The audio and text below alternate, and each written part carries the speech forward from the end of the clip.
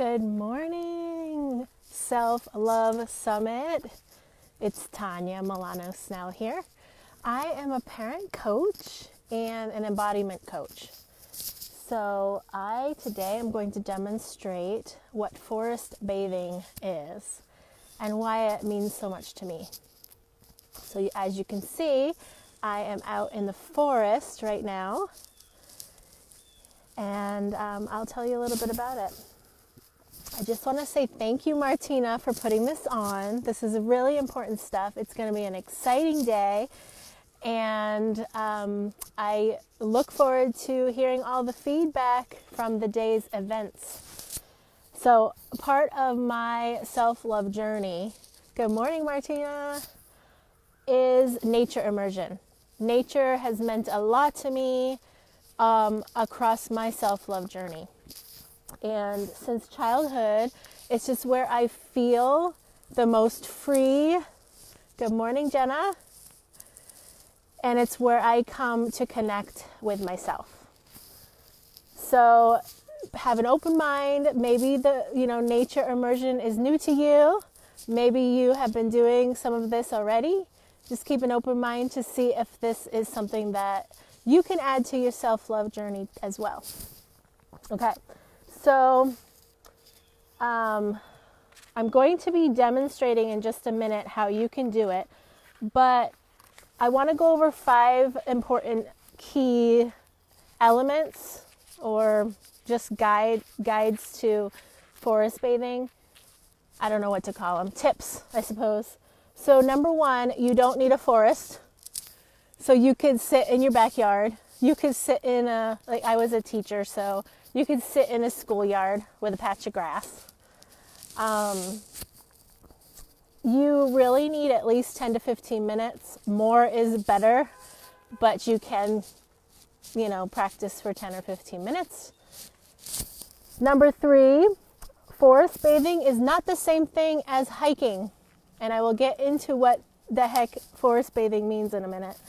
But it's not about the destination. It's not about getting there. It's about being here in the present moment. Number 4, include forest breathing at some point in the practice. You want to do some breath work. The reason for this is the benefits are amplified by being outside. You're oxygenating your blood. You're getting that fresh, clean oxygen, and that's why the forest is really helpful, because you're surrounded by trees. So the more trees, the better. And the last thing is you're really going to engage all your senses. So if you've practiced any sort of mindfulness, it's really important to start working on all the senses. You could focus one day on one sense, another day on a different sense. Hi, Jill. So you're going to receive whatever is presented to you. Whatever sensory experience is presented that day, you're going to receive that energy. Okay. And the idea is that you just walk really, really slow. Like I said, it's not a destination. It's an experience of the present moment. Okay, so before I get started, I just want to read from the book. This is the book that I recommend if you'd like to learn more. I don't know if it's backwards, but Your Guide to Forest Bathing. And then the subtitle says, Experience the Healing Power of Nature. And the author is M. Amos Clifford. And it's really awesome because it goes through the different types of sensory experiences you could practice. And so I'm just going to read from the book before we start. In the practice of forest bathing, we immerse our senses in the special qualities of the fluid, oceanic ambiance of the woodlands. I had to turn around. My dog was tying me up. We walk slowly. I'm going to walk slowly so we can focus our senses on the myriad ways the living forest surrounds and touches us. Feel the breeze on your skin. Hear the gurgling voices of the brook or the call of the birds. See the movement of the trees and the wind. Hopefully you can get some of it as I walk. By giving attention to your senses, you turn down the volume on the cacophony of inner thoughts. Your senses bring you into the present moment where you can take in all the forest has to offer, welcoming it, letting it settle inside you. When the forest is allowed its place within you, it supports your body's natural capacity for wellness and healing. So I'm sure that there are other guides in this summit, people, Jill, Martina, and Jenna, that know more than I do about frequencies. But there is a frequency that you can feel in the forest. And the longer you can practice forest bathing, the more you can tap into that frequency and feel that inner energy. Okay, so I want to just do a quick practice, and I will start with some breathing. Now you can do the breathing at any point in your 10-15 minutes. Honestly, there are times where I just spend an hour just frolicking in the woods. I lose all track of time. So if you have time for that sometimes, please do that. It is just wonderful to feel that frequency of being in the woods. So today I want to do the box breathing. So I'm going to do it as I walk, and it's really powerful for me because I like to move and breathe at the same time. So I'm going to take 4 steps. Inhale to 4, hold for 4, exhale for 4 steps, and hold for 4. So you can do that whether you're sitting or walking with me. Here we go. 4, hold. 2, 3, 4. Exhale. 2, 3, 4. Inhale.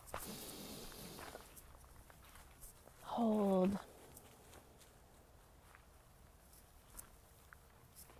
Exhale. 2, 3, 4. Hold. 2, 3, 4. Inhale. Hold. Exhale. Hold. Inhale. Hold. Exhale.